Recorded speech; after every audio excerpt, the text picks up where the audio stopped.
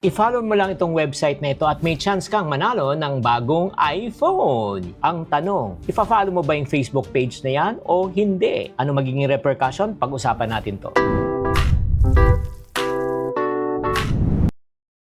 Hi there, this is Chinkitan, your pambansang wealth coach. Nako, kung may lumapit po sa'yo at sinabi pwede kang manalo ng pera or if not ng bagong gadget, gagawin mo ba kung mag-follow ka? Nako, sigurado magsasabi, follow lang naman yan, wala namang mawawala. Pero ito siguro ang tanong na kailangan mo masagot eh. Kung handa silang mamigay na limpak-limpak ng pera at the same time magandang iPhone, magkano kaya inaasahan nilang kikitain nila pabalik sa'yo? Tatandaan mo, walang negosyong gumagastos ng milyon na walang balik. At dito na magsisimula ang ating usapan. It's not about a celebrity promoting a gambling app. It's not about the iPhone. It's not about the money. It's not about the raffle. Ito ay tungkol sa isang industry that they are willing to invest a lot of money para makuha lang ang attention mo. At bakit nila ginagawa yon? Nako, pag-usapan natin to. Napansin mo ba na kapag may ganitong issue, lahat ng mga celebrity ang pinag-uusapan, yung mga endorser ng mga tinatawag natin na mga online gambling app. Ang tanong, bakit kaya nila ginagawa yan? Diba? Alam naman natin na hindi magandang maidudulot to sa mga ibang tao kung sila ay nakahikayat. Pero ang tanong, magkano kaya ang talent fee? Tama ba na tumanggap ng malaking pera for the sake of the money? Valid ang mga tanong na yan. Pero para sa akin, hindi ko sila huhusgahan based on what they have decided on because I think this is a personal moral issue. Pero alam mo, mas interesado kung pag-usapan yung negosyo sa likod na ito. Bakit kaya willing na gumastos sa mga gambling companies, no? Just to get your attention and more followers? Ano bang halaga sa isang follow? Ano bang masama kung mag-download ka ng app? Ano kaya magiging repercussion sa'yo kung ikaw ay nakapag-download? Okay, ito yung realidad. Sabihin na natin nag-follow ka. Ano kaya ang susunod? Siyempre, hindi ka naman agad nila pipilitin eh. Hindi ka naman hihinga ng pera. Pero mapapansin mo, ito, una, yung sa algorithm ng social media mo, mas marami ng lumalabas na ads, mas maraming reels, at mas marami ng success stories and influencers ng mga tao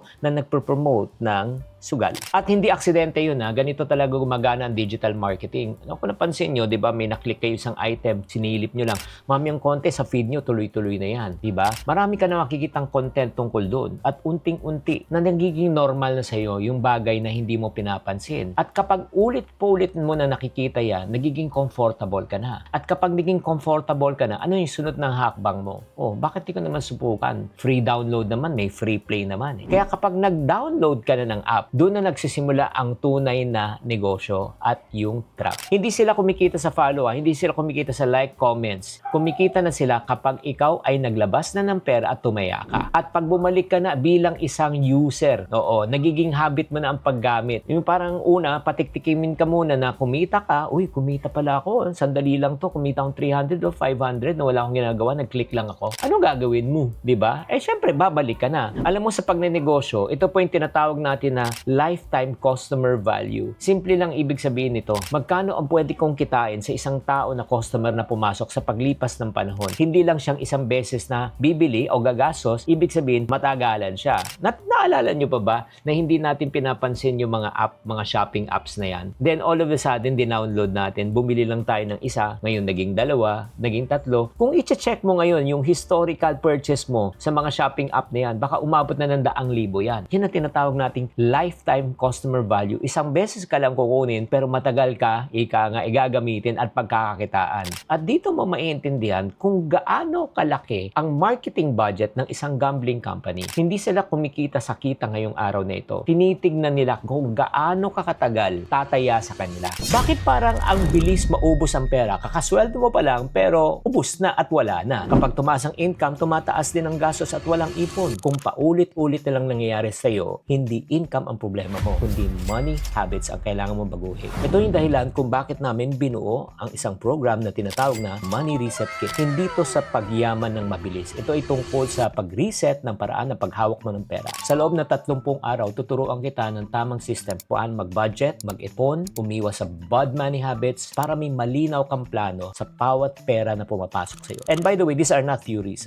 Thousands of Filipinos have already used this system to improve their financial lives. Sa totoo lang, ang laking tulong na ito sa mindset ko. Ang dami ko kasing ginagawa dati sa pera na na-realize ko hindi pala dapat ginagawa. Hindi mo talaga kailangan ng alam mo yung sobrang lalim na kaalaman para magkaroon ng tamang diskarte sa pera. Nang dahil sa diary na to, ang dami talagang nabago sa buhay ko. Alam nyo, simula pa last year, binabasa ko na tong Diary of a Pulubi ni Sir Chinkitan. Ang dami kong learnings at ang dami ko ring realization sa libro na to. At sa totoo lang, isa din to sa mga reason kung bakit talaga ako nakapag-save ng money para magpa-renovate ng bahay namin at makabili ako ng brand new car. At kapag ginawa mo itong action steps, makikita mo ang progress mo in just 30 days.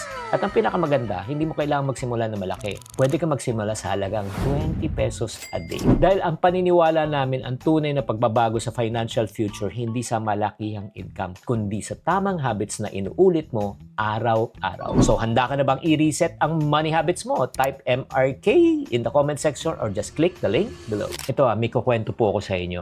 Itatago ko na lang sa pangalan na Mark. Okay, meron akong isang kliyente, may regular siyang trabaho, pangarap niya na makabili ng bahay. May ipon, may plano, isang araw, may nakita siyang giveaway. Finalo lang niya. May chance daw na manalo ng cellphone ulit. Sabi niya, wala namang mawawala. Nag-follow siya. Pagkalipas ng ibang araw, naging curious. Dinownload niya yung app. Hindi agad malaki ang kanyang tinaya. Nag-umpisa lang siya sa 100 pesos. Pagkatapos, naging 500. Hanggang naging libangan na siya pag naboboard siya. Bukas na siya ng app. Kapag may sweldo, subok ulit. Nananalo pa minsan-minsan. At kapag natalo, babawi naman. Kapag nanalo, isa pa. Na hindi niya namamalayan na hindi nala pala iPhone ang habol niya. Ang habol na niya ay kumita. Naging habit na niya kung kailangan niya ng pera. At dito na nagsimula ang kanyang addiction. At dahan-dahan na niya hindi napapansin. Alam mo anong nangyari? Nawala na kanyang ipon, emergency fund, pati investment, nabenta na niya. At ito pa, umabot sa punto na kailangan niya magsinungaling para makautang sa mga kaibigan at mga kapamilya. Yan po ang nangyari pag nahulog po kayo sa pagsusugal. At di lang po yun, but wait, there's more. Meron pa tayong tinatawag na consequences sa banking. Alam nyo ba, pag oras na nag-download po kayo ng app,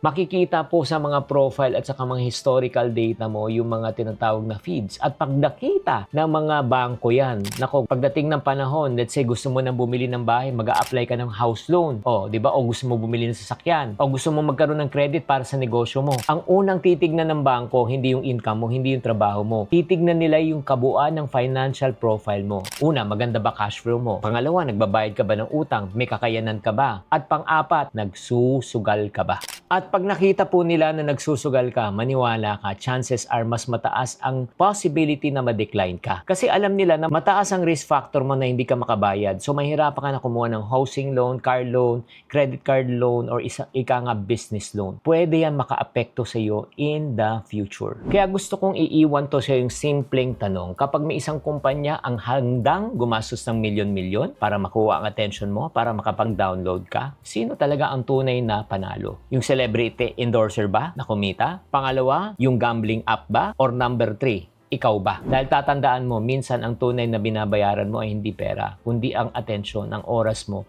ang disiplina mo. At kapag nawala na disiplina, ay, nako, mas maniwala ka. Mas mabuti na ikaw nang bumili ng iPhone mo kaysa malulun ka sa isang bagay na ayaw mo. At ang tatandaan, ang tunay na financial freedom, hindi po nag-uumpisa sa get-rich-quick scheme. Nagsisimula yan sa kakayahan na magsasabi mo, hindi to para sa akin. Gagawa ako ng tama kong paraan para ika nga makabili ako ng 10 iPhone na kahit hindi ko napapanalulunan to dahil nag-download na ako ng isang app. Sana naliwanagan po kayo sa episode na ito. Sana naman ay nakatulong to. At kung meron kayong mga tao pang mga kakilala na mahilig po sumali sa mga ganito, i-share nyo tong episode na ito para maliwanagan sila na sila pala ang produkto. Sila pala ang magiging biktima pag hindi sila nag-ingat. Chinky Tan, with over 6 million Facebook followers, 2.8 million YouTube subscribers, and 2.4 million TikTok fans, is now all out to share with you the most practical, simplest path to lasting wealth.